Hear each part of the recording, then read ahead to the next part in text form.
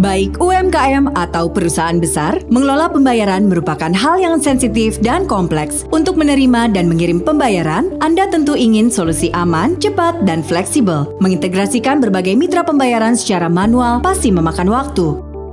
Solusinya, Zendit, payment gateway yang mampu memudahkan transaksi online untuk semua jenis usaha Anda. Segera integrasikan dengan Zendit dan dapatkan berbagai fitur canggih.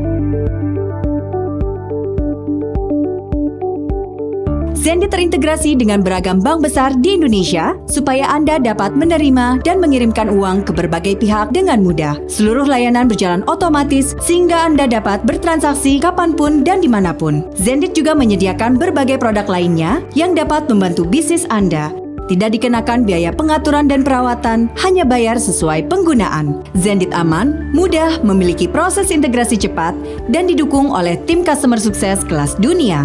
Bergabunglah bersama ratusan bisnis lainnya dan gunakan Zendit sekarang.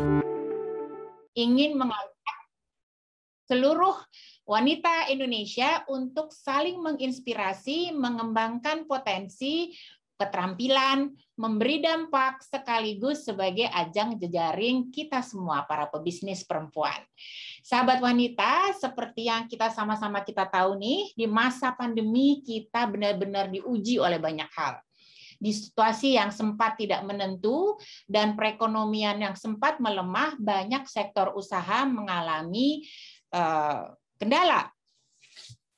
Untuk terus survive, pebisnis perlu menerapkan strategi yang cermat, terutama dalam mengatur manajemen keuangan bisnis, termasuk cash flow.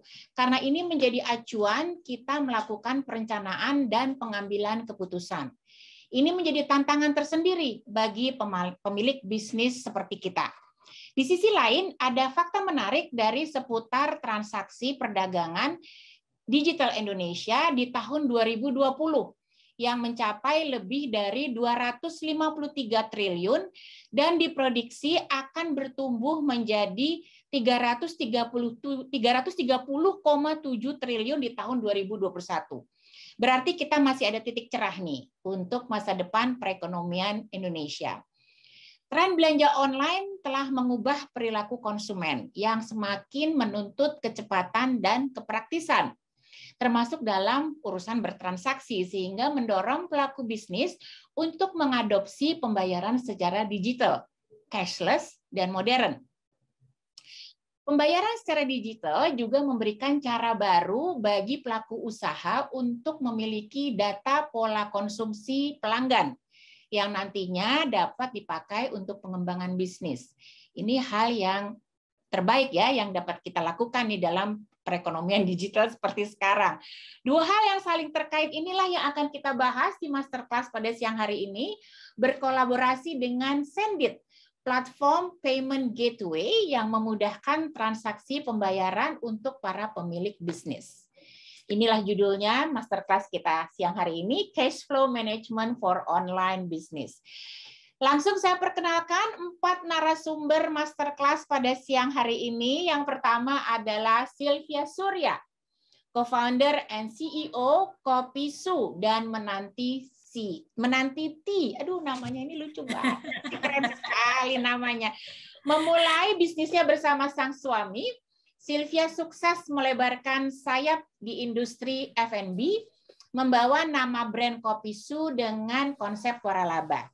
Kopi gula merah, dan kopi ram Regal menjadi signature dari Kopisu. Dimulai dari 2 outlet saja di daerah Menteng dan Kuningan, saat ini Kopisu sudah tersebar di berbagai area dengan total lebih dari 200 outlet ya. Sylvia, selamat siang. Salam sehat. Apa kabar? Halo, selamat siang Kak. Thank you so much sudah memperkenalkan aku. Terima kasih sudah berkenan menjadi narasumber di masterclass IWF sekarang ya, hari ini ya. Dan jangan lupa habis ini kirimin saya kopi ram Regalnya nih. Pasti. Kayaknya menarik. Aku kirimin kopi dan teh juga dari Menanti, brand baruku. Saya penggemar teh. Ini namanya menarik sekali nih. Kopisu itu sebetulnya dari apa sih? Kopisu ini dari mana nih ininya? Oke, jadi kopi soe itu sebenarnya kita ambil dari bahasa Jawa. Yang kebetulan emang nama partnerku juga nih. Soe itu sebenarnya filosofi Soe kita. nyebutnya. Iya, sebenarnya pronounce-nya kopi su sih. Iya, tapi tadi dapat info soalnya nyebutnya su, jadi kopi Soe. Iya, baik. Oke, itu artinya apa itu? Iya, jadi bahasa Jawa itu besar dan baik. Jadi filosofi itu yang kita pengen bawa terus di brand ini, biar kita bisa terus menjadi brand yang besar dan juga baik, impact-nya juga bagus buat customer-customer kita. Gitu. Amin, amin. Semoga terlaksana ya. Aduh, Iya. sekali. Jadi ini kopi gula merah dan ram regal nih yang jadi signature ya. Pengen nyobain sekali-sekali. Terus terang saya belum pernah nih. Waduh. Soe. Iya, ya boleh cobain sekalian. Kita kan juga udah punya croffle. Jadi minum kopi sama makan croffle itu perpaduan yang sangat-sangat mantap, Kak. Sangat mantap. Mantap jiwa. Oke. Kemudian narasumber kedua adalah ini sebetulnya teman lama saya. Karena wanita hebat ini berkecimpung di dunia media sebelumnya. Cempaka Astriani, co-founder and CEO dari Sare Studio. Mendirikan Sare Studio sejak tahun 2015 dan dikenal dengan desain piyama yang nyaman namun tetap mewah dengan tagline Indonesia First #Everyday Pajamas. Ini kayaknya setiap penikmat fashion di mana-mana ini yang mondar-mandir seliweran di Instagram, nggak ada yang nggak pakai piyama dari Sare Studio. Cempaka dan Sare Studio berhasil mendapatkan penghargaan Fashion Force Award dari Jakarta Fashion Week 2021. Cempaka, selamat siang, salam sehat. Hai Mbak Tenik, apa kabar? Kamu apa kabar, Cempaka? Sehat ya? Sehat, beneran teman lama ya Mbak ya? Udah teman lama beneran nggak ketemu juga sih. Ya, dan lama betul nggak ketemu. Hari ini tentu pakai dari yang dipakai ini Sare Studio dong ya? Tentu dong, yang terbaru dari Sare. Ya, sekarang sibuk apa, Cempaka? Masih terus produksi ya? Masih, justru karena semua orang masih di rumah aja, demand-nya masih cukup tinggi, jadi kita ya sehari-hari aku fokus di Sare sih Mbak. Ya. Jadi ini ya, malah kebanjiran order nih kayaknya nih ya, selama pandemi ini ya. Iya, alhamdulillah. Jadi orang makin sadar akan pentingnya punya baju rumah yang berkualitas untuk membantu aktivitasnya ya. Betul, karena sekarang meeting-meeting pun jadinya bisa tetap pakai piyama tapi keren ya, karena kan yang terlihat dada ke atas ya. Ya benar. Oke, jadi sekarang bisa dibeli di mana aja nih Sare Studio ini? Ada atau online?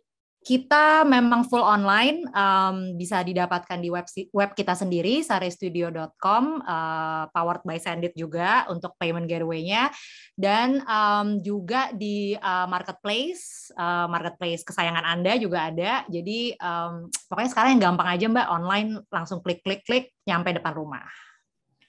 Mantap. Oke, nanti kita ngobrol banyak ya bersama dengan narasumber yang lain ya, Cempaka ya.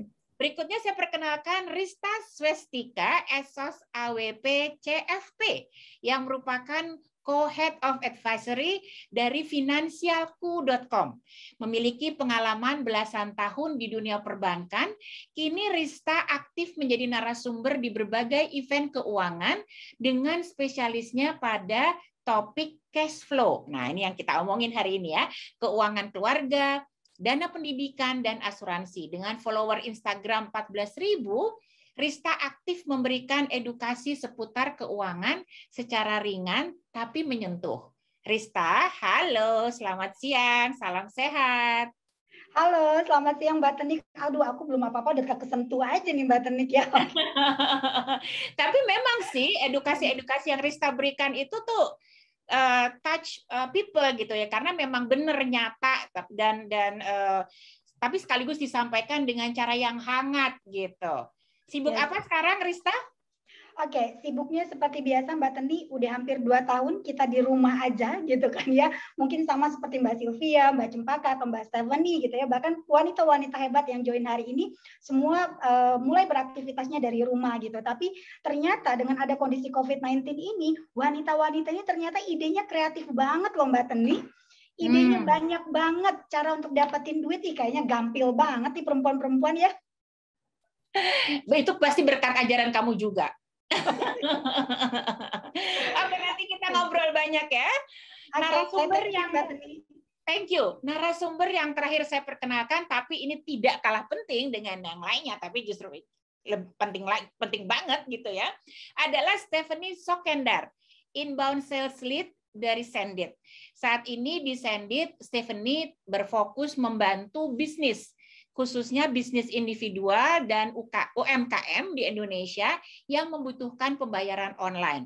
Sebelum di Sendit, Stephanie memiliki berbagai pengalaman di banyak startup seperti di iSensum, Midtrans, dan Gojek, dengan pengalaman di bidang customer success dan event koordinator. Stephanie lulus dari Universitas Bina Nusantara pada tahun 2014 ya, dengan jurusan ilmu komunikasi.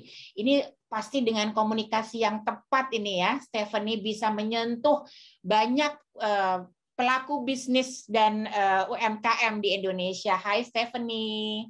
Halo Mbak Teni, terima kasih intronya. Mudah-mudahan bisa membantu teman-teman yang hari ini juga join di masterclass-nya.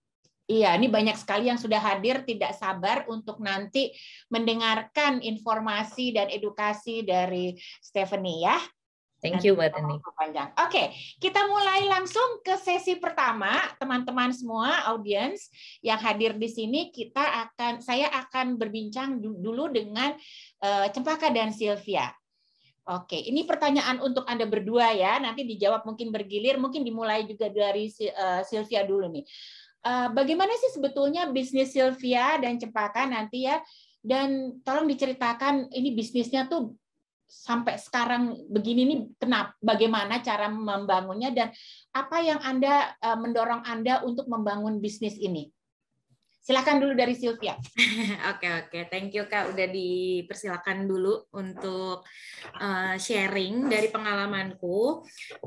Kalau dari aku sendiri, awal mula untuk mendirikan Kopisu sendiri, memang satu, aku sudah tertarik di dunia F&B itu cukup lama. Dulu pekerjaanku di bidang, bahkan aku dulu fashion stylist dan memang pengen banget tuh punya side hustle sendiri. Ya biasa lah ya, anak mungkin masih kayak kalau kita bilang kayak umur-umur yang lagi cari jati diri, pengen banget nih punya bisnis apa. Tapi kayak nggak ketemu F&B yang lain juga udah coba pernah aku jalanin online shop gitu. Cuma memang the momentum itu waktu kita mendirikan Kopisu. Pertama kita suka kopi dan juga kedua opportunity-nya untuk ngembangin karena perkembangan dunia digital marketing tuh juga semakin luas. Adanya platform online delivery juga yang semakin mendukung brand kita ataupun usaha-usaha UMKM yang bisa lebih mudah untuk dijangkau oleh customer. Jadi menurutku dari momentum itu tersebut juga lah yang bikin kita semakin yakin untuk ngejalanin bisnis usaha ini. Gitu. Kalau singkatnya sih gitu sih Kak. Keren banget. Kalau Cempaka gimana Cempaka? Bagaimana bisnis Anda sekarang dan apa yang mendorong Cempaka ini membangun bisnisnya apalagi untuk piyama gitu, loungewear gitu, yang enggak kayaknya pelaku bisnis fashion sebelumnya nggak terpikir nih untuk bikin spesifik gaya ini.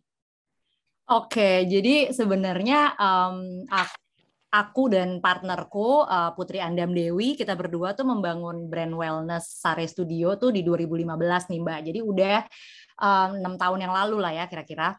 Dan kita berdua dengan latar belakang yang cukup berbeda. Jadi aku kan 10 tahun di fashion journalism.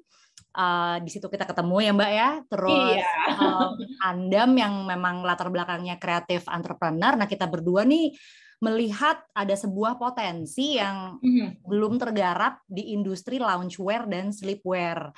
Padahal opportunity-nya tuh sangatlah tinggi gitu. Jadi mungkin aku mau sedikit berbagi fakta bahwa tanpa kita sadari sebenarnya 1/3 dari hidup kita setiap hari itu dihabiskan untuk tidur. Nah, tapi bisa dibilang kita tuh brand lokal pertama di 2015 yang khusus hadir menggarap kebutuhan baju tidur atau baju rumah. Nah, jadi makanya sebenarnya di situ kita menawarkan konsep everyday pajamas, yaitu baju yang fungsional untuk tidur, tapi juga tetap sopan dan nyaman untuk menemani aktivitas keseharian di siang hari gitu sih, Mbak. Sampai sore juga masih bisa dipakai ya? Ya kan everyday. Oke, betul.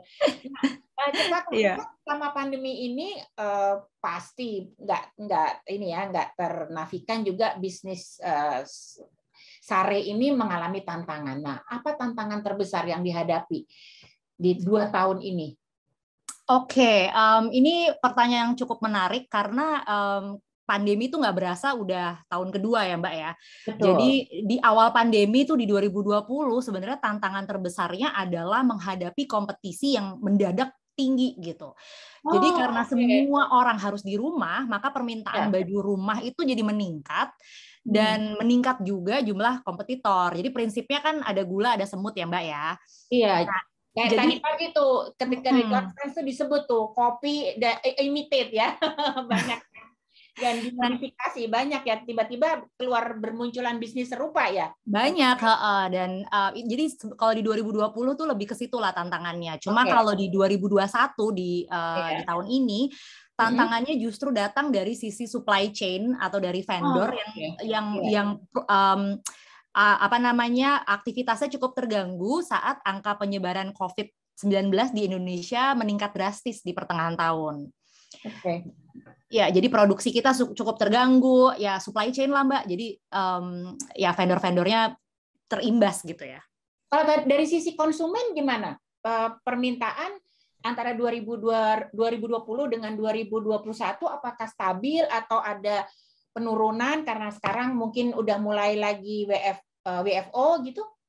Jadi sebenarnya kalau permintaan pasti drastis adalah di 2020 ya, karena kan ya kita otomatis gimana sih beradaptasi gitu kan, harus di rumah dan segala macam, otomatis orang langsung carinya baju rumah gitu. Tapi kalau di 2021 jadinya sekarang stabil karena kayaknya customer kita udah mulai menyadari gitu loh bahwa di WFO atau WFH tetap sepertiga hidup kita kan tadi tidur ya. Jadi regardless kerjanya di mana, tetap orang udah paham gitu loh bahwa kalau di rumah harus punya baju yang kualitasnya bagus gitu. Jadi sekarang sebenarnya jadi udah stabil lah.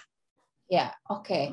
Ini temuan yang menarik sekali ya pada urusan berbaju ini, karena perempuan ini udah kan selalu juga pengen selalu ada baju baru, ada apa. Saya sendiri aja walaupun terus kerja dari rumah, selalu pengen tampil menarik ya di tiap meeting. Kan kita malah justru ketemunya sekarang lewat layar ya. Iya. Kebutuhan untuk baju baru tuh sebetulnya nggak berkurang, betul gitu. Kalau Sylvia, apa tantangan yang paling besar dihadapi selama pandemi ini? Oke, kalau aku sendiri mungkin tantangan terbesar adalah mungkin di customer behavior-nya kali ya, yang tadinya kita bisa menerima sales ataupun customer itu offline, tapi semua harus shifting semuanya di online. Terus kemudian ada beberapa area lokasi juga yang cukup berdampak nih karena adanya WFH gitu, yang tadinya mungkin area yang kita punya lokasi di area perkantoran misalnya di SCBD, tapi kayak awal-awal tuh semua juga ibarat kayak lockdown terus akhirnya langsung ya sepi, gitu ya. Jadi kenapa Kak? Langsung sepi gitu. Iya gitu, ada tuh kita ada di fase-fase tersebut gitu, tapi ya pelan-pelan akhirnya kita bisa coba deh beradaptasi bagaimana nih caranya kita bisa tetap punya sales, meningkatkan penjualan sales online juga untuk menjadi lebih tinggi gitu. Kalau tadinya kan mungkin 50-50 ya, ada offline dan online, tapi gimana caranya nih kita bisa memaksimalkan platform online itu untuk salesnya kita gitu Kak. Menarik nih mengenai pesanan order online ini ya. Kita juga tahu nih untuk pelaku bisnis F&B ya, boga itu order lewat online tuh ternyata luar biasa ya. Betul. Mudah-mudahan ini berdampak juga di Kopi Soe ya. Iya ya. Lalu bicara tentang keuangan di bisnis kalian berdua masing-masing ya. Ini Sylvia jawab dulu nih, terutama untuk soal cash flow. Apa tantangan terbesar untuk masalah cash flow ini? Bagaimana ngaturnya? Oke, kalau kita sendiri mungkin strateginya itu ada di bagian operasional, di mana kita tuh ngerinciin semua pengeluaran yang expense yang misalnya nggak terlalu penting gitu. Kita juga manage karyawan, kita melakukan beberapa efisiensi, tapi puji Tuhan kita tidak melakukan cut off, tapi mungkin lebih ke penyesuaian dari salary, jam kerja gitu. Kita juga review lagi. Tidak cut off SDM, tapi cutting off di cash flow ya, apa maksudnya di keuangannya ya?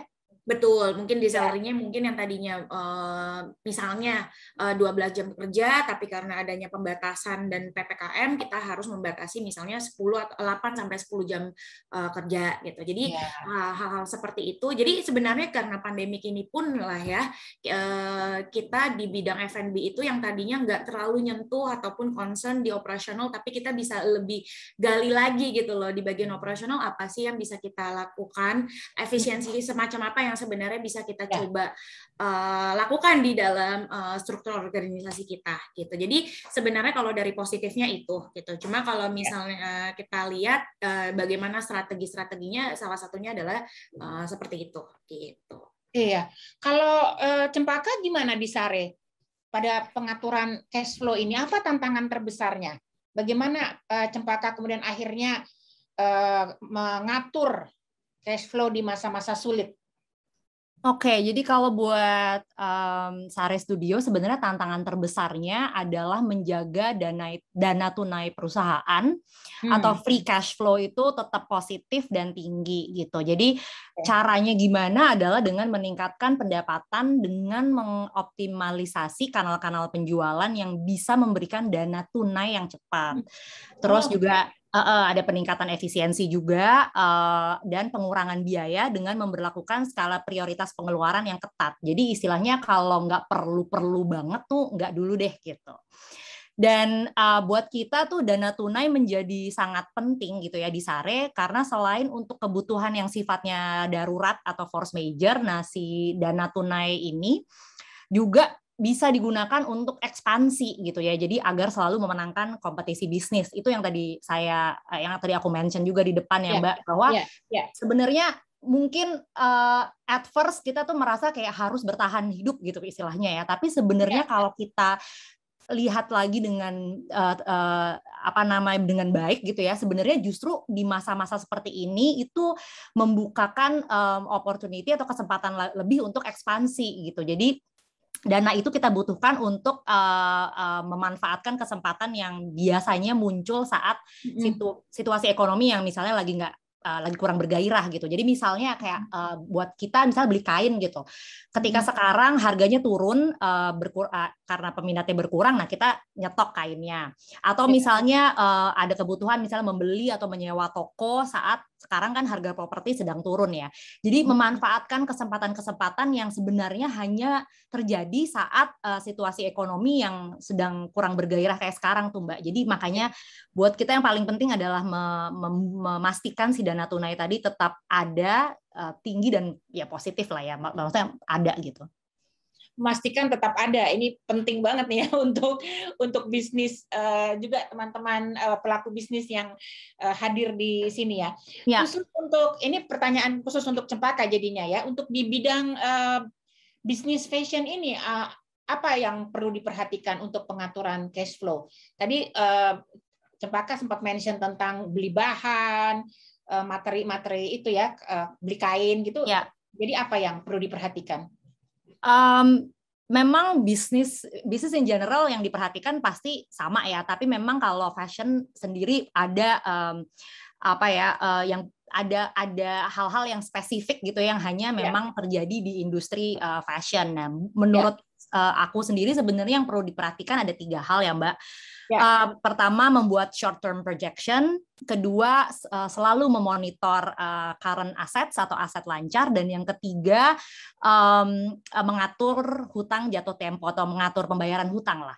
Jadi kalau yang pertama sebenarnya short term projection itu lebih jadi kita tuh merasa penting untuk membuat proyeksi penjualan misalnya 3 bulan atau 6 bulan sebagai sebenarnya usaha preventif gitu. Jadi kita prevent dalam mengidentifikasi potensi masalah yang mungkin muncul gitu. Nah, jadi dari situ kan kita jadi bisa menentukan strategi atau promosi penjualan yang tepat gitu misalnya. Jadi contohnya kalau di fashion kan ada konsep-konsep misalnya end of season sale yang berjalan misalnya 6 bulan sekali gitu ya di akhir season, atau misalnya sekarang orang lagi makin heboh sama namanya Harbolnas atau Hari Belanja Online Nasional ya kan. Hari ada belanja online nasional tuh. Iya, belum ada payday macam-macam kan sekarang promosi. Nah, sebenarnya si proyeksi tadi itu tuh dibuat supaya kita bisa melihat sebenarnya jauh ke depan kayak apa aja nih yang harus kita lakukan supaya lebih agile gitu. Nah, itu yang pertama. Nah, kalau yang kedua ini yang menurut aku paling penting ya. Jadi memonitor aset lancar. Jadi yang spesifik banget di industri fashion itu inventory level kita itu sangat tinggi. Karena stok baju membutuhkan waktu untuk diubah jadi cash. Jadi kan awalnya kain. Nah, kain lalu dijahit, didesain apa segala macam dijahit sampai dia siap dijual itu kan pakai waktu gitu ya. Di satu sisi memang nggak ada expiry date, nggak kayak F&B ya.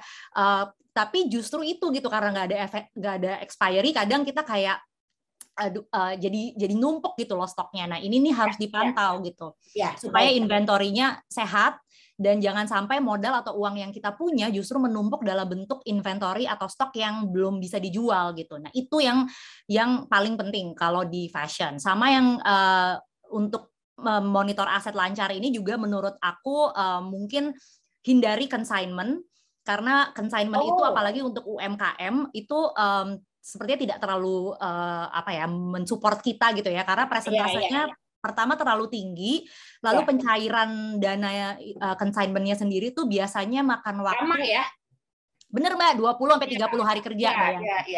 Jualannya jadi, sekarang. Nggak muter ya, cash flow-nya nggak muter ya. Ya bayangin jualannya sekarang gitu ya, di toko atau di mana, tapi duitnya baru nyampe ke kita 20 hari kerja dari sekarang. Itu pun minimal ya 20 hari ya, bisa 3 bulan gitu. Biasanya kalau vendor kayak department store itu biasanya lebih lama lagi karena lebih lama lagi. Lebih complicated kan.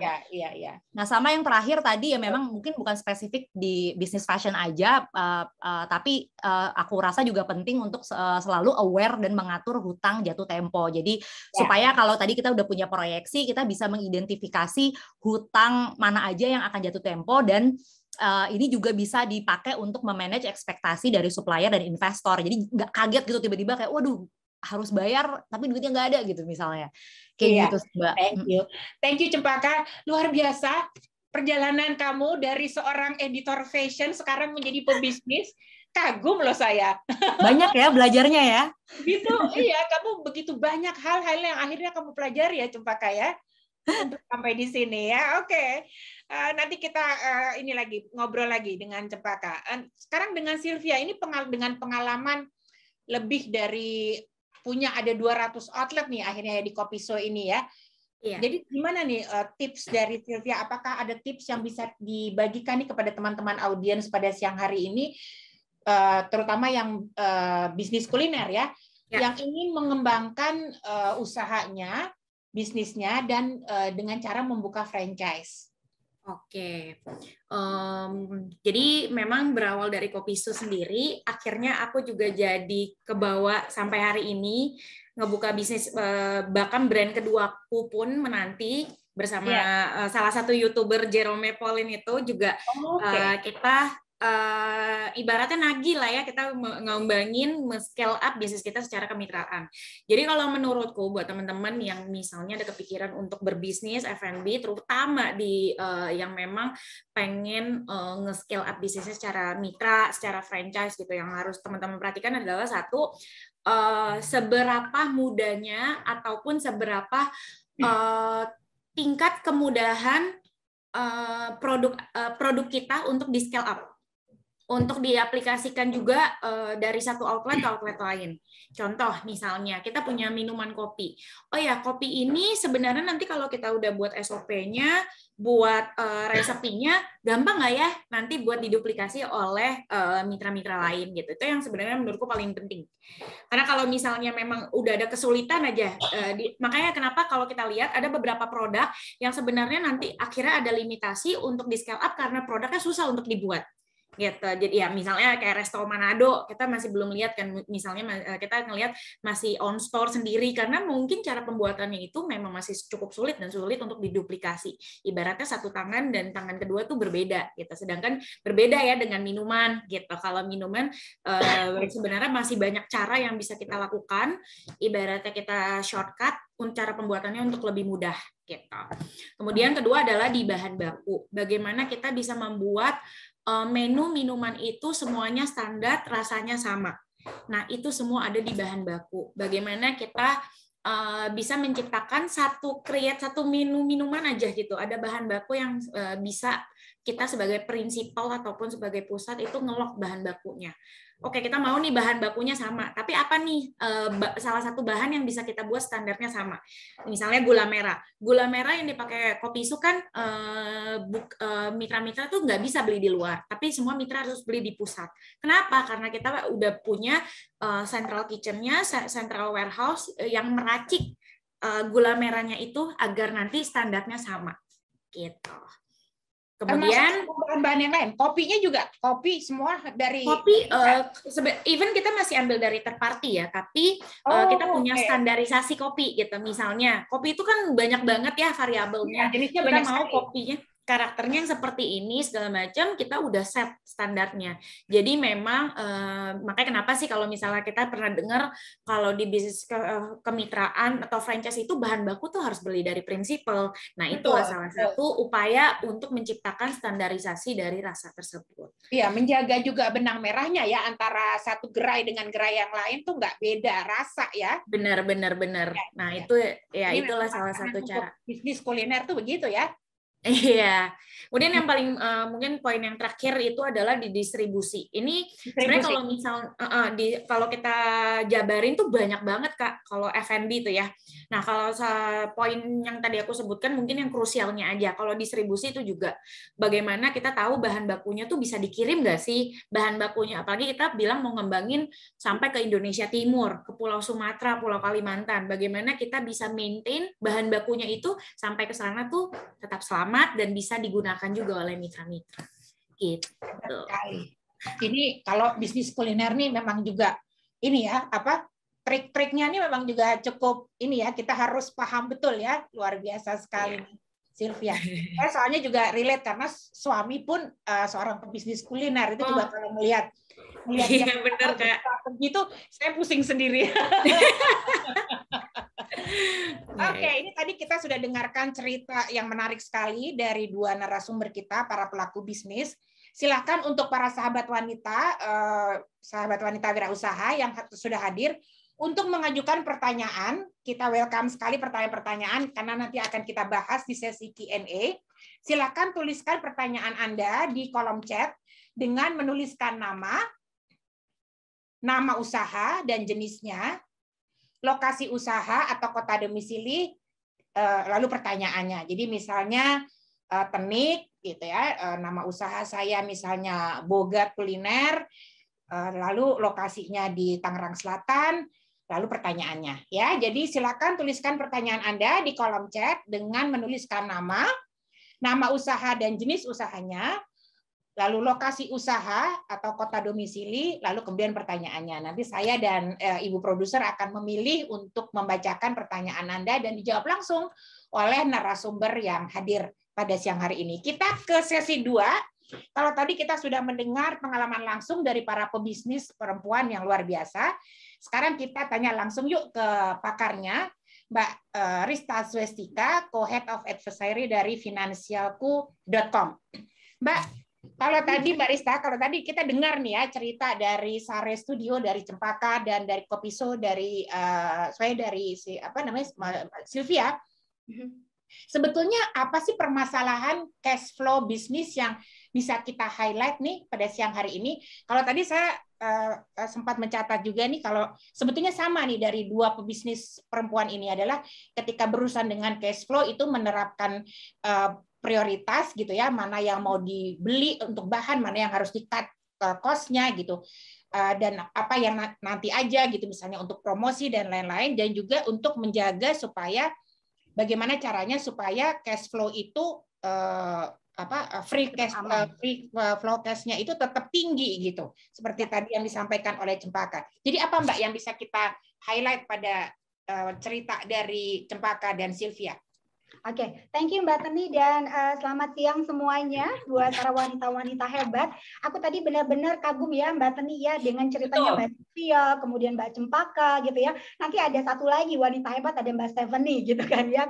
Tadi aku wow 200 outlet gitu kan ya. Masih muda banget. Kalau ngomongin usia pasti orang tanya usia berapa sih memulai bisnis gitu ya. Masyarakat itu kan selalu tanya-tanya itu kan ya. Kemudian Mbak Cempaka, artinya tadi Mbak Sylvia dan Mbak Cempaka ini melihat ada sebuah peluang, dan peluang itu adalah merupakan jawaban atas kebutuhan dari masyarakat di luar sana gitu kan ya. Nah, kalau ngomongin tentang permasalahannya sudah pasti ngomongin uang itu agak sedikit ngeri-ngeri sedap gitu ya Mbak, apalagi ngomongin keuangan bisnis. 1 sampai dengan 3 tahun pertama itu challenge-nya luar biasa. Muter otak gimana caranya bisnis ini terus berkembang, jangankan berkembang, bertahan aja udah alhamdulillah gitu ya.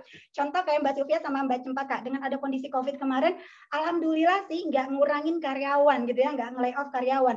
Tapi berusaha gimana caranya cash flow ini terus berjalan, boro-boro dapetin keuntungan atau omset gitu ya.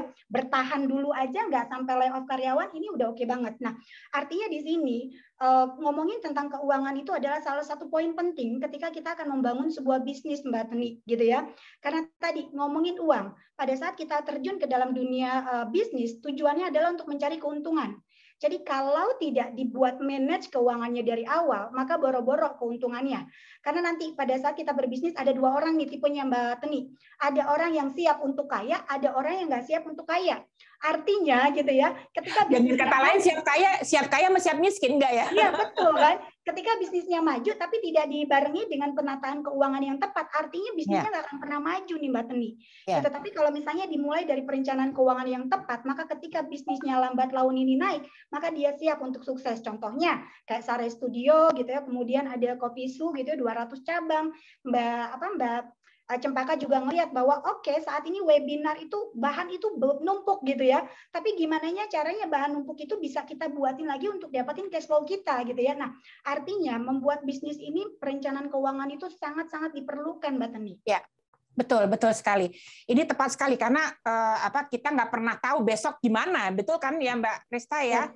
Jadi betul kalau banget. Tadi Cempaka juga cerita panjang tuh bagaimana dia juga mengatur untuk planningnya untuk supaya bayar hutang juga tepat waktu dan seterusnya. Nah hari ini Mbak Rista punya poin-poin yang harus kita dengar lebih detail, yang wajib kita dengar untuk presentasinya. Silakan Mbak Rista. Oke, baik. Karena memang waktu kita juga nggak panjang. Kalau ngomongin bisnis ini bisa 2 kali 24 jam ya, Mbak hebat ya. Oke. Apalagi ngomongin keuangan gitu ya. Oke. Karena semuanya dari keuangan. Yuk kita mulai nih Mbak Teni. Aku tuh semangat banget kalau untuk ngomongin tentang keuangan UMKM nih ya. Oke, walaupun di sini sudah ada pelaku bisnisnya, kita bisa banyak sharing bareng-bareng dengan teman-teman di sini semuanya ya. Oke, apakah slide-ku sudah kelihatan Mbak Teni? Ya, sudah besar. Ya. Baik, hari ini izinkan saya, Rista Swestika dari Perencana Keuangan Finansialku.com, kita akan membahas tentang dari sisi cash flow management for online business. Tadi ada Mbak Sylvia dari Food and B gitu ya, F&B, kemudian ada Mbak Cempaka dari fashion gitu ya. Kenapa? Karena tadi makanan itu nggak bisa kita tinggalin, apalagi fashion ya. Ngomongin dari webinar ke webinar kita tetap harus cantik gitu kan. Yuk kita ngomongin lagi tentang cash flow. Nah, ini adalah Finansialku.com. Buat teman-teman yang baru tahu Finansialku.com, kita satu-satunya perencana keuangan, platform perencana keuangan yang sudah terdaftar di OJK, kemudian kita punya aplikasi dan kita punya website yang teman-teman bisa kunjungin untuk berinvestasi leher ke atas, artinya nambah ilmunya sebelum berbisnis, oke? Yuk kita lanjut lagi, kita punya aplikasinya yang bisa di-download di App Store maupun di Google Play Store. Nah, kita masuk ke dalam poin penting nih Mbak Teni sama teman-teman yang join hari ini. Tujuan obrolan hari ini adalah teman-teman bisa membedakan mana keuangan usaha dan keuangan pribadi. Faktanya, ketika kita bisnisnya bertumbuh, karena kita mindsetnya adalah bisnis sendiri, maka udahlah, cabut aja duitnya, gitu ya. Campur aja ke rekening pribadi, karena aku adalah pemilik bisnisnya. Nah, ini yang akan kita bahas dari sisi ininya. Kita akan lihat fakta-fakta ketidaktepatan para pemilik bisnis nih, Mbak Teni, ya. Yuk kita lanjut. Yang pertama kita akan membahas tentang tips cara mengelola keuangan bisnis yang efektif itu seperti apa sih? Karena banyak sekali teman-teman ketika ada webinar yang isinya adalah pelaku bisnis selalu tanya, Kak, mengelola keuangannya seperti apa? Kak, modalnya seperti apa gitu ya? Kak, bagaimana personal brandingnya? Kak, bagaimana strategi marketingnya gitu? Bagaimana menentukan brandnya gitu? Aduh banyak banget. Bahkan tadi ada di chat, Kak Sylvia itu ada satu minumanmu jangan sampai dihilangin ya katanya karena minumannya enak banget gitu kan. Artinya kan membuat produk yang signature itu juga nggak mudah gitu kan. Ya. Oke, yuk kita lanjut lagi Mbak Teni. Ini adalah 7 permasalahan dalam bisnis. Aku nggak tahu. Silakan chat di kolom chat buat teman-teman. Ada 300.000 orang yang join di sini. Chat di kolom chat. Kamu ada di posisi mana masalahnya? 1, keuangan bisnis tercampur dengan keuangan pribadi. Kedua, tidak punya catatan dan laporan keuangan yang jelas sehingga butuh modal, investornya bingung mau ngeliat projectionnya nih bisnis laku apa enggak sih sebenarnya. Gitu ya. Makanya nanti ada Mbak Stefani yang bantuin ya. Nah, kemudian ada modal yang terbatas. Oke. Ini bisnis maju tapi nggak tahu investornya gimana gitu ya. Gimana cara nambah modal gitu. Ini langsung pada ketik nih. Langsung pada ketik ya, silakan chat di kolom chat ya. Kayaknya semua punya masalah nih. Masalah semua ya Mbak, padahal kita belum mulai loh ya, baru muncul masalah doang kan. Oke, kemudian ada rendahnya kesadaran bayar pajak, kurangnya inovasi. Aduh, COVID-19 datangnya, assalamualaikum juga enggak, tahu-tahu aja datang gitu kan ya. Bisnis gonjang-ganjing gitu nih Mbak. Oke, gimana nih? Aduh, kita dipaksa untuk digital, tapi nggak bisa. Gimana main sosial media? Gimana dong gitu ya? Keluh kesah aja terus gitu kan ya Mbak. Gimana dong gitu. Terus kita yang di daerah gimana internet aja nggak masuk, Rista gitu. Gimana mau cara jualannya gitu kan? Oke, aku pernah tuh Mbak ditanya seperti itu. Oke, kalau kita harus move ke digital, Riz. Permasalahannya di daerah aku tuh belum masuk internet. Gimana cara pemasarannya? Oh, oke, aku langsung terdiam Mbak Tenik waktu itu ya. Aku bingung cara jawabnya. Ini akan disampaikan ke pemerintah. Artinya masih ada kurang pemerataan gitu kan ya.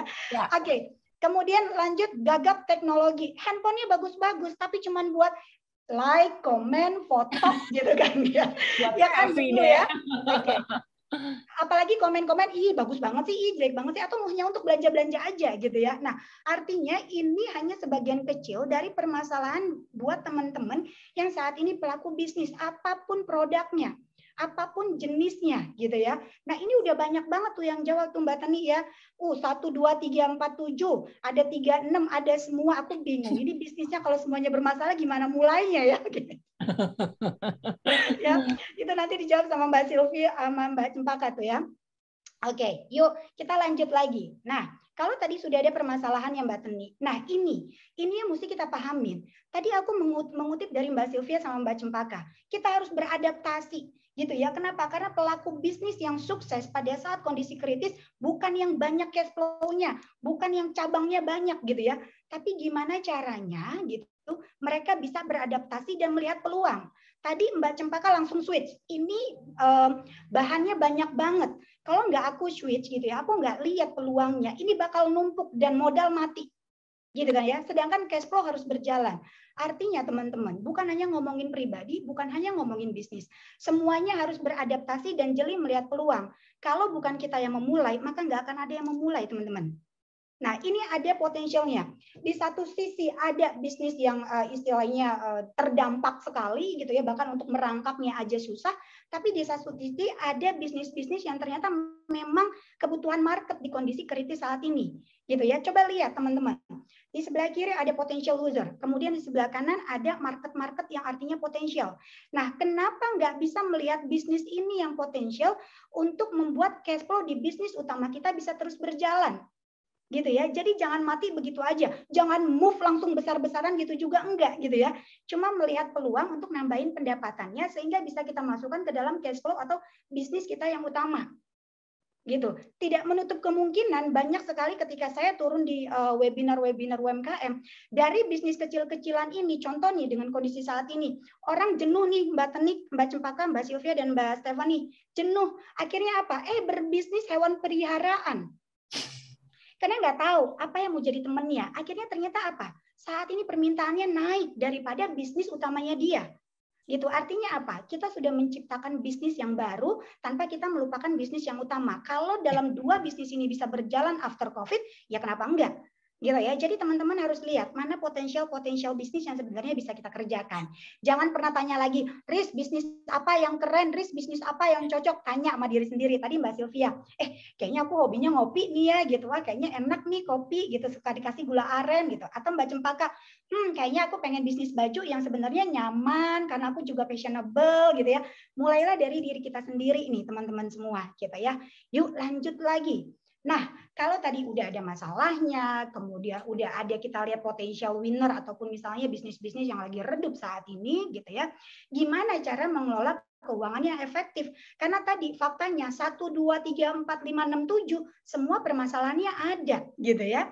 Nah, apa yang harus kita lakukan? Sudah pasti pada saat Mbak Cempaka dan Mbak Sylvia tadi melakukan 3 katanya kalau nggak salah Mbak Cempaka melihat projection bisnisnya ke depannya seperti apa gitu ya. Bagaimana memanfaatkan stok barang yang ada gitu ya. Kemudian bagaimana melihat proses utang piutang itu kapan jatuh tempo segala macam itu harus dicek. Artinya pada saat kita memulai bisnis bukan mulai aja dulu gitu ya, kayak tagline tetangga gitu kan ya. Mulai aja dulu. Iya, dimulai aja dulu, tapi teman-teman harus membuat anggaran bisnisnya atau budgetingnya seperti apa, gitu ya. Nah, kemudian yang kedua, mengetahui biaya-biayanya, baik biaya tetap maupun biaya variabelnya. Nah, kemudian lagi-lagi memisahkan rekening pribadi dan bisnis. Bahkan sebelum saya join di webinar ini, Mbak Teni sama Mbak-Mbak semua, saya baru ada satu klien yang konsultasi dengan keuangan bisnis. Dia di bisnis makanan yang semuanya pakai stok. Gitu ya. Jadi asetnya itu di stok semua. Oke, aku bilang kalau bisnis food F&B ini berapa lama ini kadaluarsanya? Kalau ini nggak laku gitu ya, berapa omset yang akan hilang? Modal yang akan hilang seperti apa? Nah, itu juga kita harus pikirin tuh teman-teman ya. Nah, artinya kita harus memiliki laporan keuangan, baik uang masuk, uang keluar, utang piutang, modal gitu ya. Nah, kita juga tadi harus menginvestasikan keuntungan. Jangan gila setelah dikurangin liability gitu ya. Ternyata aku dapat keuntungan bersihnya misalnya 100 juta, langsung masuk ke rekening pribadi, beli barang-barang mewah gitu ya, jalan-jalan gitu Mbak Tani gitu kan ya. Karena kan kalau misalnya kita owner tuh harus kelihatan personal brandingnya, enggak gitu juga teman-teman gitu ya. Nah, kemudian kita punya namanya dana darurat. Saya pernah satu IG live gitu ya dengan salah satu pemilik bisnis juga. Saya tanya gitu ya. Karena kita juga punya program khusus perempuan sebenarnya di Finansialku Mbak Teni gitu ya.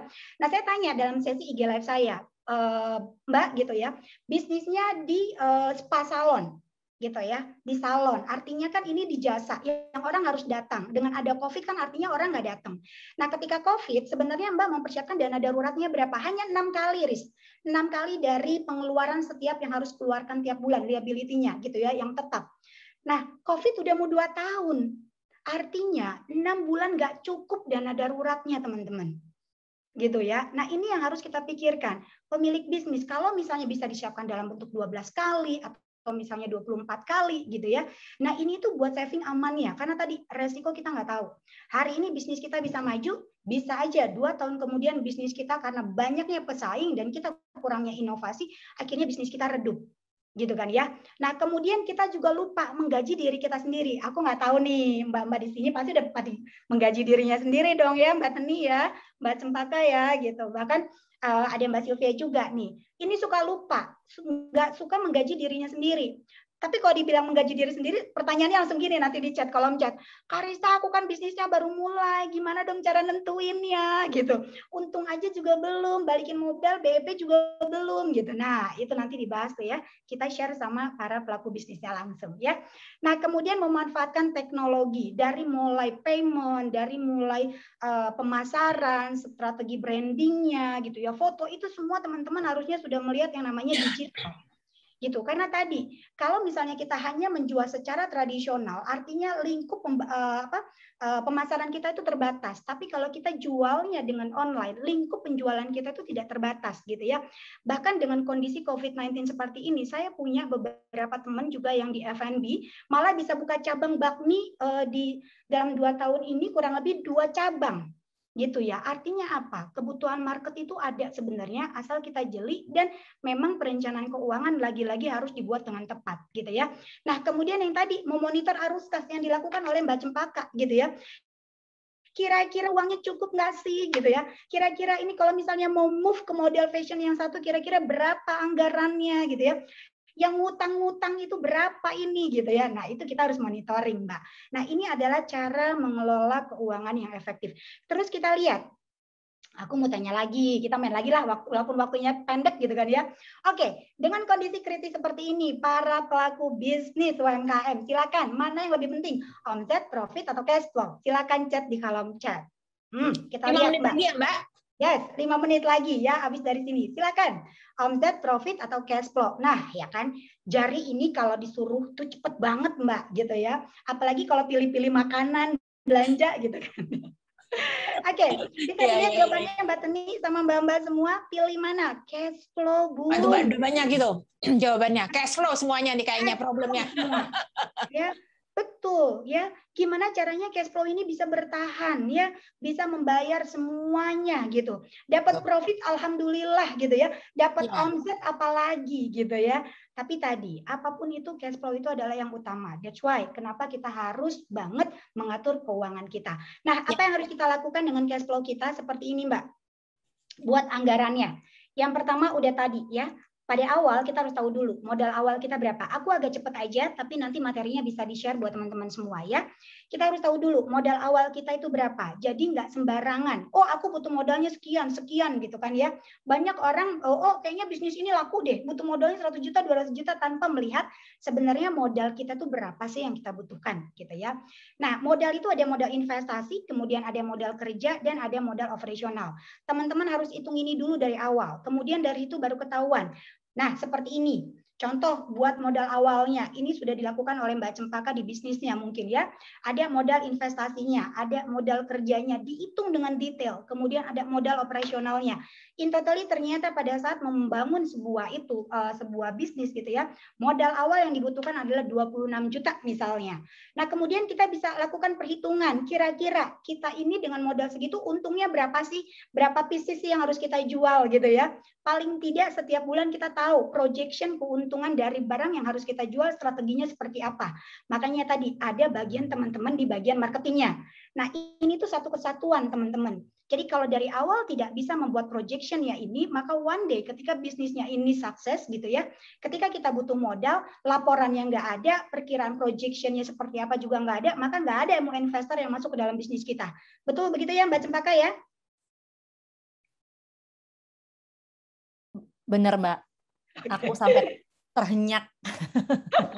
Oke, yuk kita lanjut lagi. Nah ini memisahkan rekening pribadi dan rekening bisnis nih, gitu ya. Tadi kenapa sih kita harus pisahin? Karena tadi kita nggak tahu nih bisnisnya berapa, rekening kebutuhan kita berapa. Kalau dijadiin satu kita nggak tahu apakah sebenarnya kita ini berbisnis hanya untuk passion aja, gitu ya, atau mencari keuntungan, atau ya udahlah ya, gitu ya, iseng-iseng aja gitu. Nah ini juga kita harus pikirin. Karena tadi ketika memutuskan untuk berbisnis, artinya kita ingin mencapai keuntungan, gitu ya. Nggak ada yang berbisnis untuk mencapai kerugian, betul ya teman-teman semua ya. Oke, yuk kita lanjut lagi. Nah, kalau misalnya tadi harus ada pisahin, kalau kita ngomongin piramida perencana keuangan, ini kalau ngomongin tentang keuangan pribadi. Nah, kita lihat ya, ini ada keuangan pribadi di sini. Nah, artinya ketika teman-teman itu punya keuangan, contoh nih menggaji diri sendiri, itu dilihat dulu cash flow setiap bulan itu keluarnya kemana aja berdasarkan skala prioritas, wajib, butuh, dan ingin. Kemudian punya dana darurat, single, menikah punya anak itu juga beda. Kemudian utang piutang itu juga beda gitu ya. Kemudian punya manajemen resiko, punya tujuan keuangan jangka pendek, menengah, dan jangka panjang mau ngapain. Sebenarnya kalau dilihat pola pengaturan keuangan bisnis dan keuangan pribadi itu sama. Gitu ya, ini tuh sama ya, harus melihat dulu mana yang penting gitu kan. Kemudian projection ke depannya itu ngomongin bisnis kita akan berkembang 2, dan 3, begitu juga dengan pribadi. Bagaimana tujuan keuangan kita, mau dana pensiun, dana nikah, dana beli rumah, dana beli kendaraan, itu bisa terwujud. Artinya ini polanya sama gitu. Cuman rekeningnya yang harus dipisah dan sumbernya ini dari mana. Gitu ya, kita harus tahu itu ya.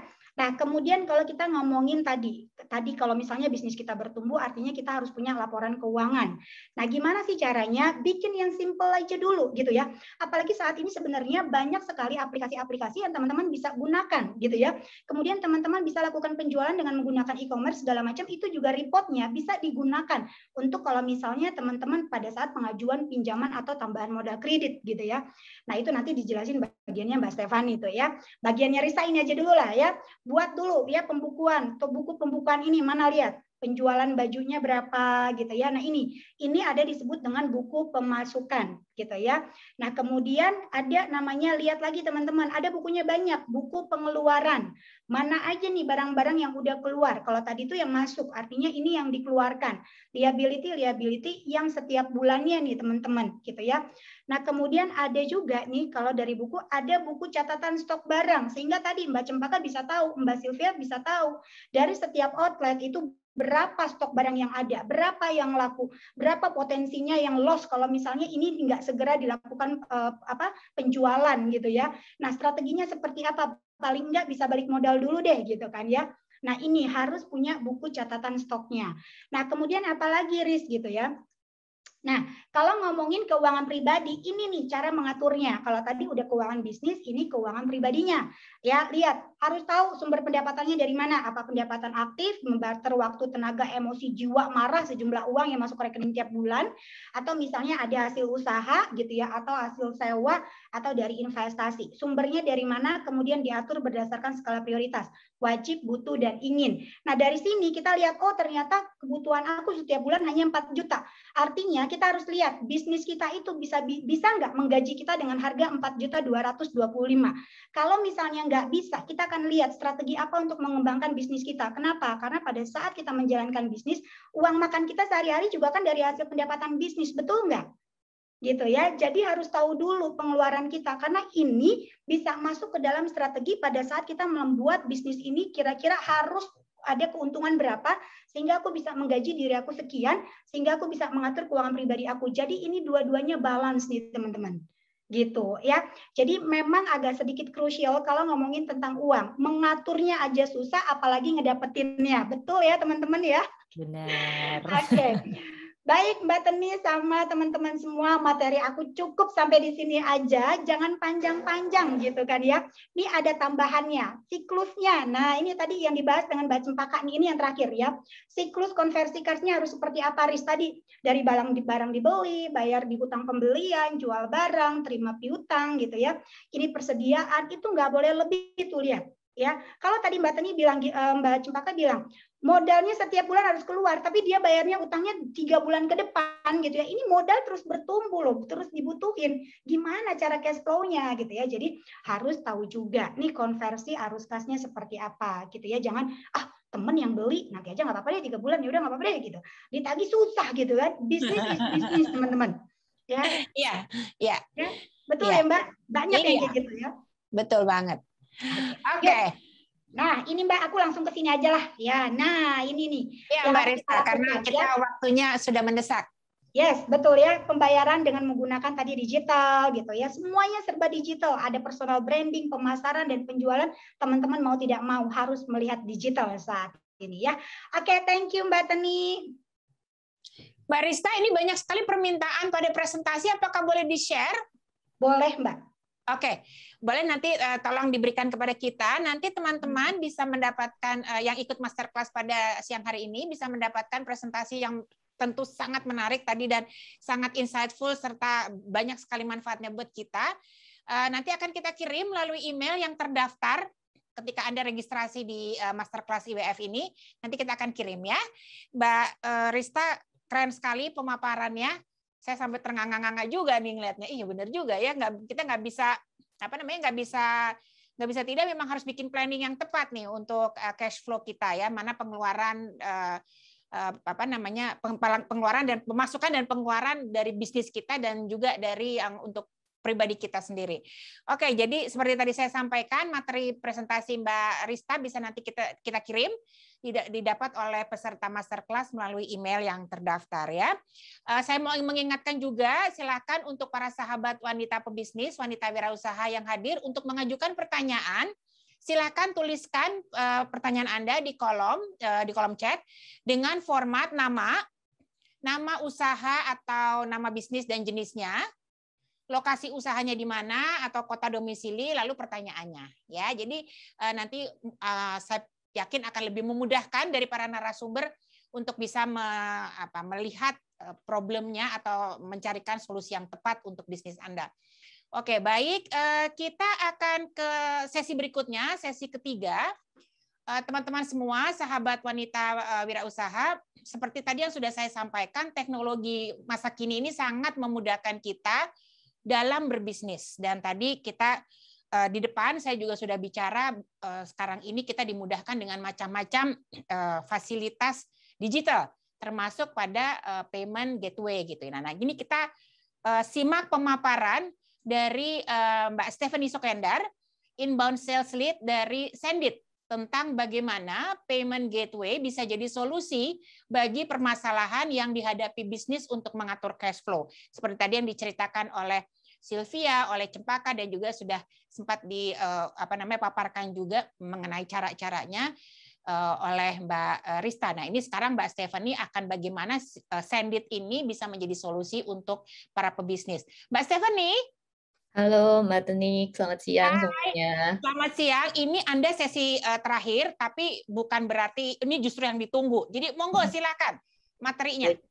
Thank you banget Mbak Tenik, dan juga terima kasih sekali buat para speaker yang lain. Tadi Mbak Rista sudah paparkan begitu banyak challenge ya, PR untuk jadi seorang womenpreneur tuh ternyata panjang kalau kita mau buka bisnis. Tadi juga Mbak Sylvia sama Mbak Cempaka juga udah sharing-sharing juga dari masing-masing. Izinkan saya, Stephanie, dan juga Zendit, kita juga pengen share sedikit insight dari Zendit tentang cash flow management. Mudah-mudahan teman-teman belum ngantuk ya. Kalau ngantuk langsung aja order kopi soenya ya.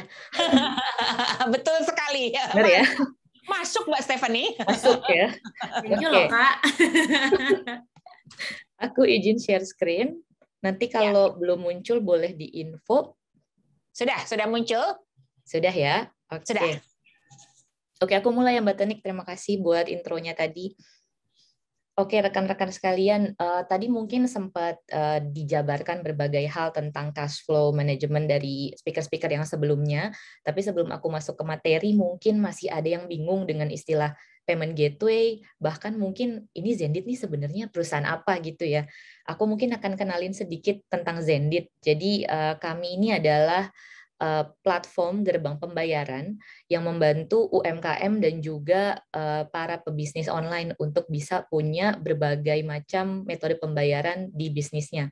Jadi kalau kayak Mbak Cempaka, Mbak Sylvia ini nggak perlu nih ngontekin satu-satu lagi berbagai pilihan pembayaran yang ada di layar ini, cukup nyambungin ke Zendit aja sudah bisa terima lebih dari 20 metode pembayaran. Dan saat ini yang sudah bergabung bersama Zendit ini tidak hanya dari industri fashion aja nih teman-teman, tapi banyak sekali yang datang juga dari industri insurance, marketplace, bahkan ada juga yang gaming, dan macam-macam ya. Ada yang perorangan, ada juga yang mungkin sudah punya badan usaha gitu. Saat ini kami Zendit membantu dan fokus sekali untuk supaya SME di Indonesia, UMKM di Indonesia ini bisa go digital pastinya. Oke, aku akan langsung masuk ke slide selanjutnya. Ini aku akan share beberapa fakta tentang ekonomi digital di Indonesia selama beberapa tahun ke belakang. Jadi dari tahun 2017 itu ekonomi digital di Indonesia ini sangat disorot ya di seluruh ASEAN karena kita termasuk salah satu yang peningkatannya ini signifikan sekali dari tahun ke tahun. Dan di tahun 2022 kita ini diharapkan akan punya market value senilai 44,9 miliar US dollar.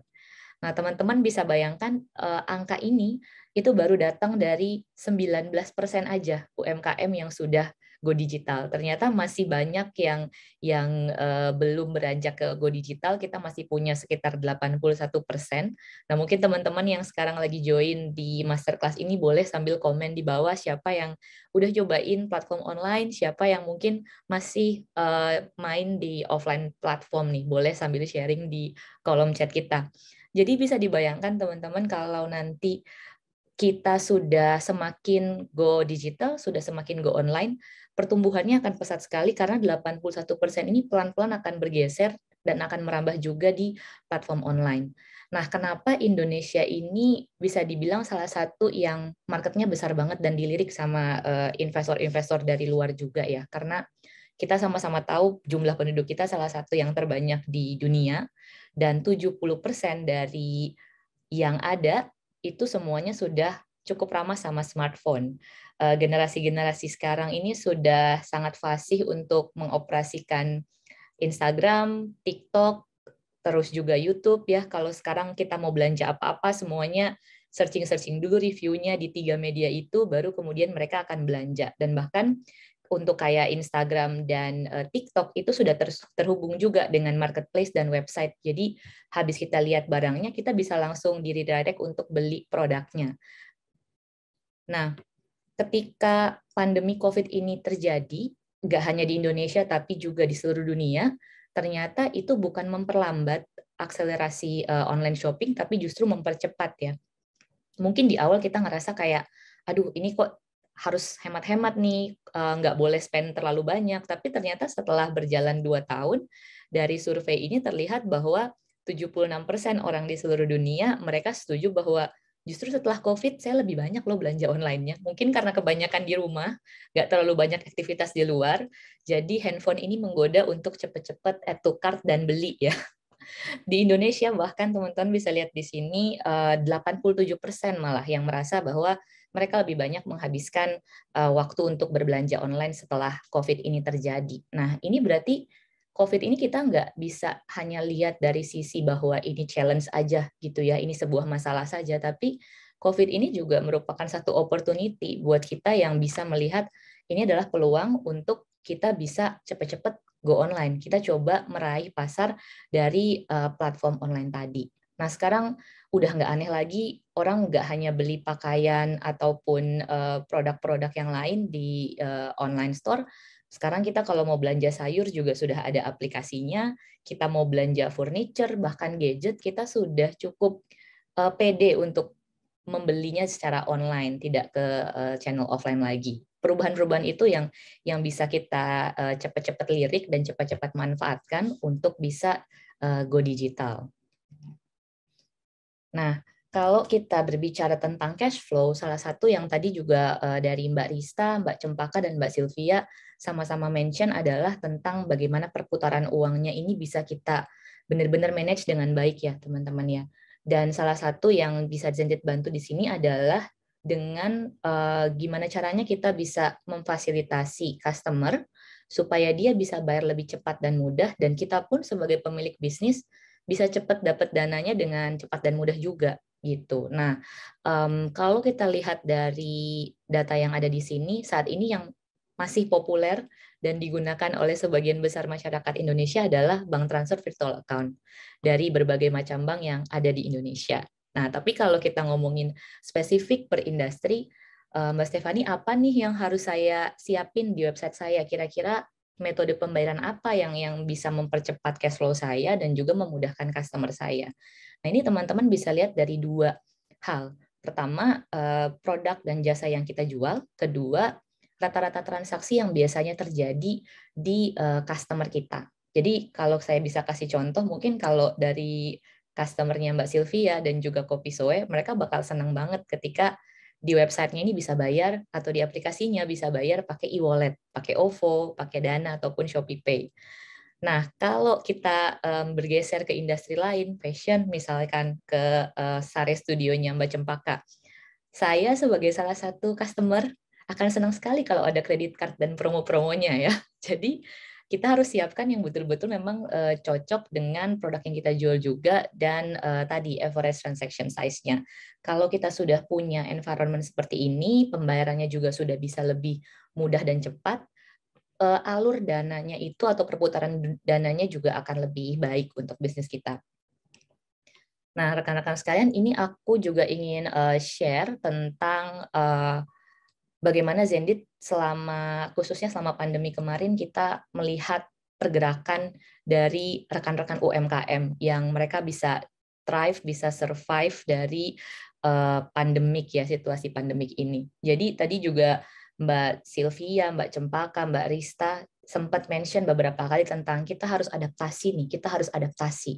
Dan itu betul teman-teman, ketika kita punya atau menghadapi suatu challenge, adaptasi itu adalah salah satu kemampuan yang paling penting yang harus kita punya untuk bertahan di bisnis. Ini salah dua contoh dari beberapa merchant yang bergabung bersama Zendit. Yang pertama itu namanya Fiding. Teman-teman tahu sendiri ketika selama pandemik ini, salah satu yang paling berat adalah industri wedding ya, event organizer dan teman-temannya. Nah, Fiding ini membantu kurang lebih 100 pernikahan selama pandemik kemarin dari tahun 2020. Mereka memfasilitasi untuk bisa memberikan angpau online atau gifting online untuk si mempelai. Nah, sedangkan Kantina ini dia salah satu merchant kita yang ada di Bali. Kantina ini tadinya adalah sekolah memasak. Ketika kita ngobrolin sekolah memasak, ini aktivitasnya bakal offline banget ya, harus ketemu sama chefnya dan sebagainya. Tapi dengan pandemik yang terjadi, Kantina ini harus manuver, mereka harus memperluas produk mereka, sehingga mereka menambahkan untuk jualan bahan makanan dan juga ready to eat meal per bulan Mei tahun 2020 yang payment-nya juga kita bantu dari Zendit gitu. Nah, ini adalah contoh-contoh di mana memang untuk bisa supaya cash flow kita tetap baik, kita harus bisa adaptasi dengan situasi yang terjadi. Gitu. Nah, ini adalah sharing story selanjutnya. Aku akan lebih banyak share-share story aja dari merchant-merchant yang sekarang atau UMKM yang sekarang sudah bergabung dengan Zendit. Ini salah satunya adalah Klanaskaf. Klanaskaf ini mungkin menghadapi apa yang namanya market kita kok segitu-segitu aja gitu ya. Jadi tadi juga kayaknya Mbak Cempaka sempat mention gitu, ketika kita mau memperluas bisnis, kita mau memperluas market, salah satu yang bisa kita lirik adalah sebenarnya online market gitu. Bayangin ketika cash flow kita mandek karena kita mungkin purchase-nya segitu-segitu aja atau bahkan menurun sampai nggak ada purchase. Stok kita numpuk. Cara untuk kita bisa dapat pembeli baru salah satunya adalah dengan kita coba untuk ekspansi ke online. Nah, ini yang dilakukan sama Klanaskaf yang tadinya mereka fokus untuk berada di toko offline di Pandaan, Jawa Timur. Mereka coba untuk mulai dari bikin Instagram dulu. Lalu mereka setelah banyak yang nanya-nanya di Instagram, mereka masukin produknya ke Shopee, sampai akhirnya sekarang mereka sudah punya website sendiri supaya bisa lebih ke-build ya brand-nya dengan customer-nya sendiri. Nah, ini adalah salah satu cara juga untuk bisa cash flow kita lebih baik dengan cara memperluas market itu. Bayangkan tadi yang hanya kita melayani satu daerah aja, satu provinsi, kita sekarang bisa ngelayanin seluruh Indonesia, bahkan kalau kita mau untuk bisa accept payment dari luar Indonesia juga memungkinkan dengan Go Digital. Nah, ini salah satu merchant Zendit juga, Mbak Cempaka dari Sare Studio. Nanti mungkin Mbak Cempaka yang akan lebih banyak share soal ini, tapi yang kami lihat, yang Zendit lihat adalah Sare Studio ini memang sudah dibuild dari bahkan jauh sebelum pandemik ini terjadi ya. Dan ketika pandemik ini datang, ini menjadi salah satu momen untuk nge-boost lagi produk lokal yang memang khusus untuk menyediakan outfit nyaman yang bisa dipakai di rumah, aktivitas sama keluarga di rumah untuk santai-santai, bahkan juga untuk online meeting gitu ya. Jadi itu salah satu peka dengan kebutuhan pasar sih kalau saya bisa bilang, karena kita lihat bahwa sekarang yang dibutuhkan untuk bekerja di rumah adalah ya pakaian-pakaian yang bisa nyaman ini gitu. Kalau tadi Mbak Cempaka bilang kita sepertiga waktu kita dipakai untuk tidur, mungkin sekarang waktu tidurnya bahkan bisa bertambah karena kita juga di rumah lebih banyak waktu dan kita nggak kemana-mana. Jadi menurut aku Sare Studio bisa memberikan salah satu yang namanya menyediakan kebutuhan pasar itu tadi. Dan Zendit kita bantu dari menyediakan pembayaran online, mulai dari credit card, OVO, sampai dengan bank transfer virtual account. Nah, apakah cash flow management ini hanya seputar menerima pembayaran aja? Ini tadi sih sudah banyak dibahas sama Mbak Rista ya. Banyak banget challenge-challenge, tadi ada sekitar berapa poin tadi ya Mbak, 7 atau 9 challenge-challenge untuk kita bisa punya cash flow yang sehat, kita bisa punya bisnis yang benar-benar berjalan gitu. Sama dengan Zendit, kami pun tidak berpangku tangan untuk membantu hanya dari sisi menerima pembayaran saja, tapi secara garis besar ini adalah 4 layanan yang kami sediakan supaya customer Zendit, klien-klien Zendit ini bisnisnya bisa benar-benar terbantu secara online, tidak hanya dari menerima tapi juga dari aspek-aspek yang lain gitu. Tadi juga Mbak Risa sempat mention yang menjadi salah satu challenge adalah bagaimana dengan kita yang tidak punya pencatatan dan laporan keuangan yang jelas. Kalau rekan-rekan sekalian sudah mengotomatisasikan sistemnya, sudah menggunakan teknologi yang saat ini sudah ada, termasuk payment gateway, kita nggak perlu lagi mencatat transaksi secara manual. Semuanya sudah ada reportnya, kita nggak perlu juga untuk istilahnya konfirmasi ke customer kita, sis udah bayar atau belum ya, gitu. Itu semuanya sudah ada di dalam dashboard payment gateway-nya, dan bisnis kita bisa dibilang bukanya 24 jam. Kalau toko ada jam buka, online store itu bukannya 24 jam. Ada yang belanja jam 2 subuh, jam 3 subuh, dengan menginstall payment gateway dan semua websitenya sudah tertata dengan baik, kita bisa tetap terima pembeli dari berbagai waktu ya. Selain itu Zendit juga kita siapin juga layanan finansial. Jadi kalau misalkan dari segi bisnis mungkin tadi butuh modal lebih untuk mengembangkan usaha, kita siapin yang namanya Zen Capital. Kalau punya berbagai cabang dan mungkin kita pengen punya satu platform yang bisa ngelihat cabang kita ini dari satu platform itu aja, walaupun cabang kita banyak. Kita siapin yang namanya Zen Platform supaya pebisnis ini bisa punya satu window untuk melihat bisnisnya secara lebih mudah gitu. Termasuk dengan tadi yang mungkin saya paparkan di depan, menerima pembayaran dan juga mengirim pembayaran. Kebayang ya kalau kita punya customer mungkin baru 100, mungkin yang minta refund hanya 1 atau 2. Tapi kalau kita punya customer sudah ratusan ribu, berapa banyak yang akan kita handle secara manual gitu kalau refundnya belum kita integrasikan dengan sistem atau kita manfaatkan teknologi yang ada saat ini gitu. Nah, kalau aku bisa kasih garis besar dari Zendit sendiri melihat cash flow management online business ini ada 3 key-nya.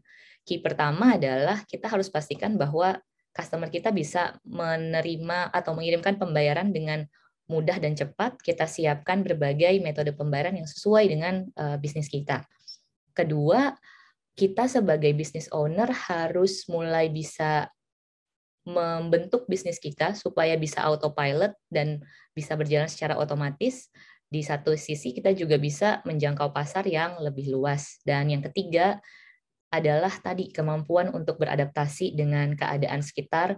Kita harus bisa benar-benar sesuaikan produk dan sistem yang kita punya supaya tetap bisa thrive di situasi apapun.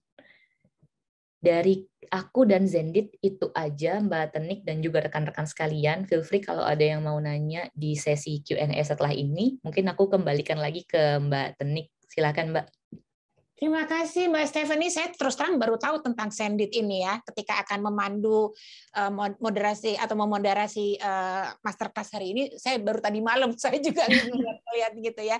Jadi ini sudah berapa jenis bisnis atau usaha yang diampu atau dibimbing oleh Zendit nih. Tadi saya lihat kan udah fashion ada ya, dari Sare itu fashion baju ya, tapi ada juga yang scarf, khusus scarf, lalu juga ada bisnis tadi yang menarik sekali juga mengenai itu ya, wedding organizer.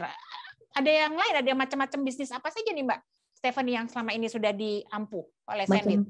Macam-macam sekali sih Mbak Tenik. Jadi kalau dari Zendit sendiri kita tidak membatasi industri apapun selama memang membutuhkan pembayaran online, kita akan dengan senang hati untuk bisa facilitate itu gitu. Memang sebagian besar yang mayoritas masih dari fashion, F&B dan travel, tour and travel. Tapi ada juga gitu merchant kita yang Mbak Tenik kalau tahu claw machine yang ada di mall-mall. Ya. Nah, ini udah ada aplikasi kita bisa main claw machine dari rumah. Oh, oke. Gitu. Jadi Ya. itu salah satu yang bikin aku senang kerja bareng dengan Zendit adalah bisa ngelihat bisnis yang seunik itu sih setiap hari. Iya, unik. Iya, dan apa opportunity-nya tuh ternyata bermacam-macam ya. Ya, betul banget, Mbak. Dan ini sudah melayani seluruh Indonesia nih, Zendit ya? Kita saat ini seluruh Indonesia dan Filipina. Oke. Kita juga udah masuk ke Filipina. Jadi kalau ada yang mungkin mau buka cabang dari Indonesia ke Filipina, boleh banget. Nanti kita akan bantu untuk setup payment-nya di sana juga. Boleh. Mungkin Kopi Soe dan Sare Studio mau buka cabang di Filipina, ada Zendit bantuin. Betul. Terima kasih Stephanie untuk paparannya. Sebelum kita masuk ke sesi Q&A atau tanya jawab, saya mau bertanya dulu nih ke Cempaka yang tadi sudah disebut-sebut sama Mbak Stephanie sudah menggunakan layanan Zendit ya. Ini sharing Cempaka, apa yang Cempaka dapatkan dan pengaruh dari yang bimbingan atau layanan dari Zendit ini untuk bisnis Sare Studio? Jadi sebenarnya kan balik lagi kayak tadi aku udah cerita ya bahwa karena dana tunai itu tadi penting banget buat kita. Jadi di 2019 itu kita start untuk mendorong penjualan lebih banyak datang dari web store sendiri nih, dari sarestudio.com. Nah, awalnya tuh sebenarnya kita pakailah satu web yang dan ternyata kurang responsif gitu ya. Dan di 2019 itu kita pindah ke website yang sekarang dengan menggandeng Zendit jadi salah satu payment gateway-nya. Dan jujur karena sekarang komposisinya juga udah 70% dari web store, 30% dari e-commerce. Zendit itu sebagai payment gateway juga memberikan pengaruh yang besar dengan memastikan proses pembayaran di situs kami itu berjalan lancar. Jadi onboardingnya, jadi waktu pindah ke website baru gandeng Zendit, onboardingnya juga cepat. Jadi sampai Zendit itu bisa dipakai di website tuh cepat. Cara kita makainya juga gampang sebagai penjual, dan dari sisi pembelinya terutama itu juga swift gitu, kayak gampang dan mudah dan cepat. Jadi nggak ribet lah gitu. Nah jadi itu membuat ya pokoknya jadi oke lah, karena kan berarti kita nggak punya loss sales ya. Ya, berarti Cempaka terbantu banget ya selama ini dengan berkolaborasi bersama Zendit ya. Jadi memang ya banget. Jadi benar-benar pokoknya harus adaptasi dan pilih partner yang tepat lah gitu ya. Yang tepat, ya. Mungkin ini bisa jadi inspirasi juga untuk para pelaku bisnis perempuan, wanita wirausaha yang hadir di masterclass pada siang hari ini. Tadi pengalamannya Cempaka bersama Zendit. Oke, kita sampai ke Q&A. Kita akan cepat saja, dan ini mohon dijawab nanti oleh para narasumber dengan singkat, padat, dan waktunya juga kita harus sangat-sangat cermat. Pertanyaan pertama dari Rahma Lanara Art di Jakarta yang sudah memisahkan keuangan pribadi dan usahanya. Jadi udah dipisah nih seperti tadi kata Mbak Rista ya. Yang mau ditanyakan adalah berapa besar pemilik usaha boleh mengambil gaji. Jadi gaji pribadi tadi yang dijelaskan oleh Mbak Rista. Mbak Rista, silakan, ini untuk pertanyaan untuk Anda, dan nanti mungkin Sylvia dari Kopi Soe bisa berbagi cerita. Silakan Mbak Rista. Ini tuh selalu yang ditanyakan di Mbak Teni gitu kan. Tadi saya udah pasti ditanya berapa persen sih dari keuntungan bisa dipindah ke dalam rekening pribadi. Mbak Cempaka sama Mbak Sylvia udah senyum-senyum aja. Kalau dari jalan kayaknya nggak juga kali, Riz gitu. Iya. Gitu ya.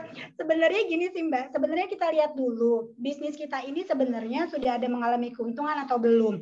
Makanya tadi di dalam 1 tahun sampai 3 tahun pertama ini tuh membangun bisnis itu tidak mudah. Artinya ada kemungkinan kita tidak bisa mendapatkan keuntungan dari bisnis ini. That's why di dalam pada saat kita memulai, kita punya dana darurat dulu nih untuk kebutuhan pribadi kita tadi gitu. Makanya nggak bisa langsung switch pekerjaan dari karyawan terus pindah ke bisnis, berharap bisnisnya sebulan 2 bulan bisa ngasihin keuntungan 100%, 200%, bisa impossible itu sih gitu ya. Mbak Cempaka udah ngerasain jatuh bangun, apalagi Mbak Sylvia gitu kan ya. Udah senyum. Artinya kalau ditanya berapa persen, balik lagi dengan kondisi keuangan bisnisnya. Apakah memang dalam waktu 3 bulan atau 6 bulan ini Anda bisa menjamin bisa mendapatkan keuntungan dan paling tidak break even point misalnya. Kalau misalnya itu sudah, artinya kita lihat tadi baru. Nih baru, makanya tadi di list dulu pengeluaran kita setiap bulan tuh berapa sih gitu ya. Makanya kalau kita udah tahu pengeluaran kita setiap bulan, baru kita bisa memanage nih, oh oke, kalau aku punya keuntungan sekian, aku tarik misalnya 30% untuk gaji aku sebagai karyawan di perusahaan itu gitu kan ya. Kira-kira ini cash flow-nya berantakan nggak bisnisnya? Gitu. Kalau misalnya bisnisnya masih berantakan, artinya gitu ya, kita bisa mengambilnya mulai dari 5% atau 10%. Tapi kan artinya kondisi kebutuhan pribadi kita ini dari mana biayanya gitu kan.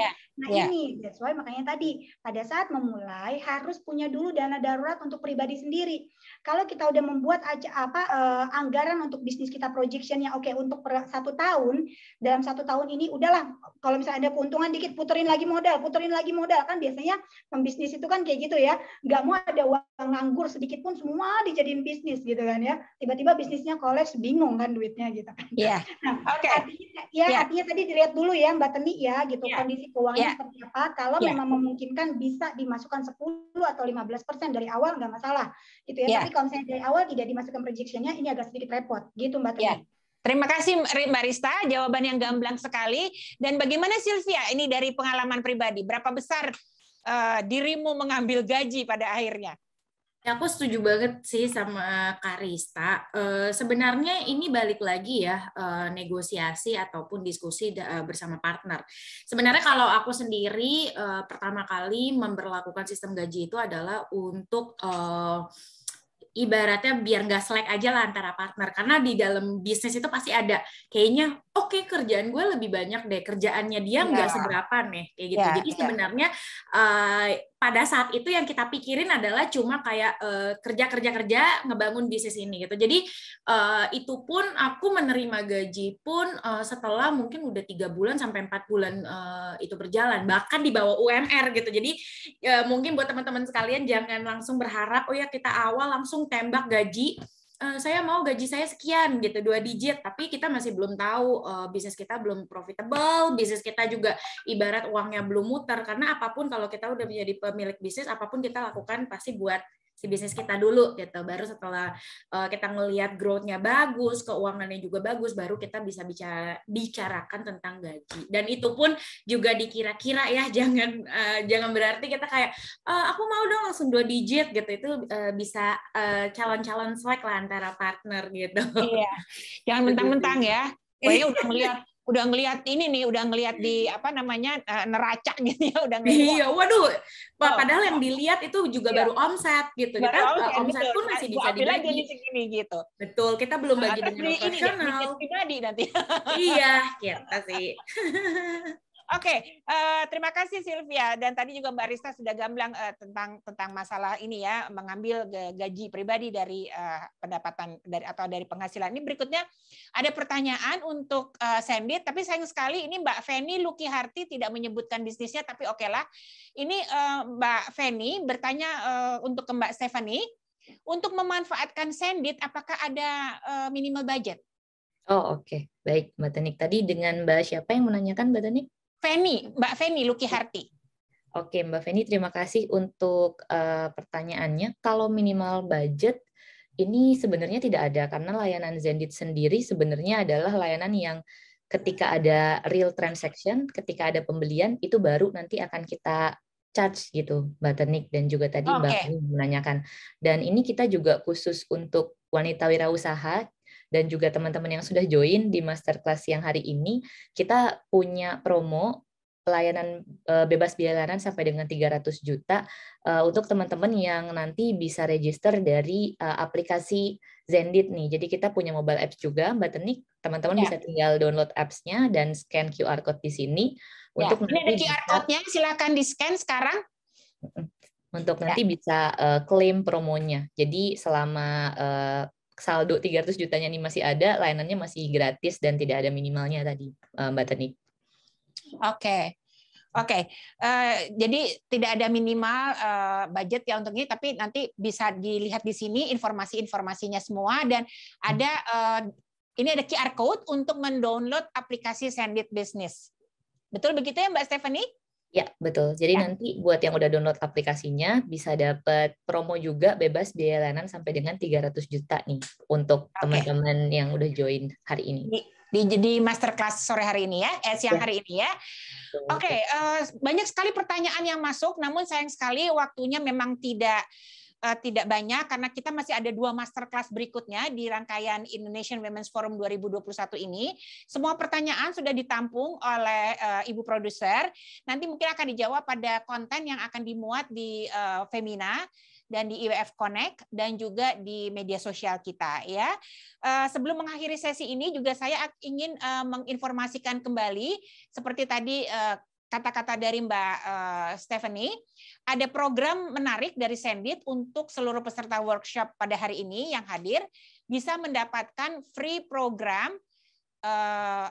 aplikasi Sendit Business berupa penggunaan layanan Sendit tanpa ada pemotongan commission fee selama 1 tahun dengan kuota maksimal 300 juta rupiah. Nah, untuk informasi lebih lanjut tadi bisa cek di website ini yang tercantum di layar dan tadi juga Mbak Stephanie sudah memberikan QR code-nya. Silakan untuk sahabat wanita wirausaha semua untuk bisa ngecek di situ ya. Dan juga follow Instagram @sendit pakai X ya @sendit untuk mengetahui program menarik dan layanan lainnya atau kunjungi websitenya di www.sendit.co. Khususnya untuk Anda yang memiliki bisnis dan ingin mendapatkan kemudahan dalam pembayaran. Nah, sebelum kita mengakhiri acaranya, saya juga akan memberikan beberapa informasi mengenai Indonesian Women's Forum 2021.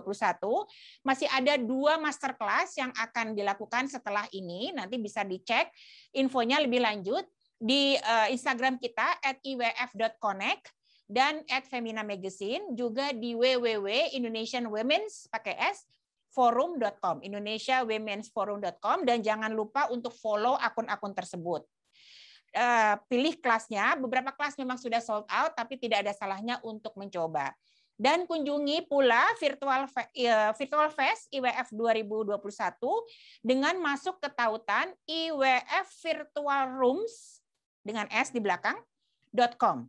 iwfvirtualrooms.com.